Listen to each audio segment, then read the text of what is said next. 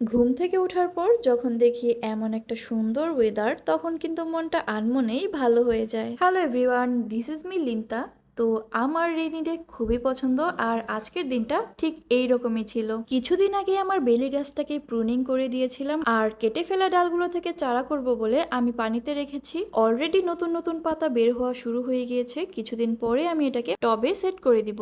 এই তো ফ্রেশ হয়ে আসলাম ঘরে আর দেখি বাইরে বৃষ্টি পড়তেছে। ঘরে ব্রেড ছিল আর এটাকে আমি একটু স্যান্ডউইচ টাইপের বানিয়ে ফেললাম। ঘরে তেমন কিছু না থাকায় আমি ডিম, পেঁয়াজ এবং সস দিয়ে এটা সিম্পল ভাবে বানিয়ে নিয়েছি। মোটামুটি ভালোই লাগছে। তো আজকে যেহেতু বৃষ্টির দিন, বৃষ্টি মানেই আমার কাছে খিচুড়ি। এমনিতে খিচুড়ি আমার বেশ পছন্দের, আর আজকে যেহেতু বৃষ্টির দিন তাই আর রান্না না করে পারলাম না। তো ফার্স্টে আমি গরুর মাংসটাকে রান্না করে নিয়েছি আর আজকে খিচুড়িটা একটু নরম নরম মাখো মাখো করব।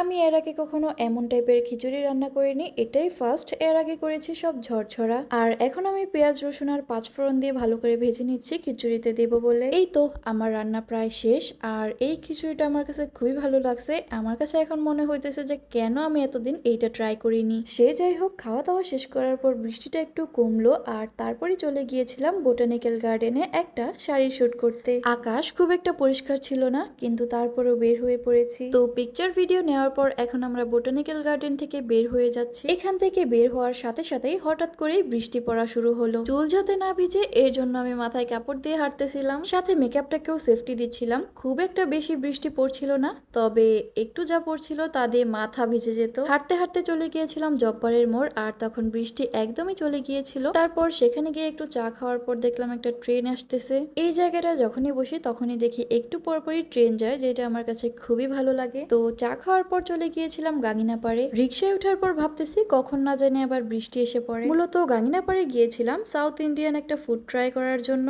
এইটা হচ্ছে একটা দোসার প্যাকেজ, যেটা তোমরা পেয়ে যাবা বে স্ট্রিট ক্যাফেতে। আমার অনেকদিন ধরেই ইচ্ছা ছিল দোসা ট্রাই করব, কিন্তু ময়মনসিংহের মাঝে কোথায় পাওয়া যায় তা আমার জানা ছিল না। অনেক খোঁজাখুঁজির পর চলে গিয়েছিলাম বে স্ট্রিট ক্যাফেতে আর এইটার লোকেশন হচ্ছে মহাকালী গার্লস স্কুলের অপোজিটে ফুলের দোকানগুলোর পাশেই ট্রাফিক মোড়ে। তারপর চলে আসলাম বাসায়, কিন্তু বাসায় আসার পর আমার অনেক ইচ্ছা করতেছিল একটু স্টেক খাইতে। স্টেক পিস নাই তো কি হয়েছে, যা ছিল ওইটা দিয়ে রান্না করা শুরু করে দিয়েছি। তো অনলাইনে ঘাটাঘাটি করে একটা সহজ রেসিপি পাওয়ার পর রান্না শুরু করে দিয়েছি। এদিকে কি হয়েছে দেখো, মানে স্টেক বানাইতে যায় গোস্ত ভাজা হয়ে গেছে। এদিকে আমি ফোন দেখতে দেখতে গোস্তটাকে পুড়ায়ও ফেলছি। তবে যাই হোক, খেতে কিন্তু ভালোই লাগছে মোটামুটি, খালি সেদ্ধটা একটু কম হয়েছে, এছাড়া টেস্টটা অনেক ভালো হয়েছে। তো খাওয়া দাওয়ার পর এদিকে আমি ঘর গোছানোতে ব্যস্ত হয়ে পড়েছি। তারপর আমার চোখের সামনে পড়লো একটা মাটির ব্যাংক। আমি কখনো 10-15 দিনের বেশি ব্যাংক রাখতেই পারি না, কিন্তু এটাকে কেমন করে জানি রাখছি। তবে এইটা দেখার পর আমার ধৈর্য একদমই শেষ হয়ে গেছে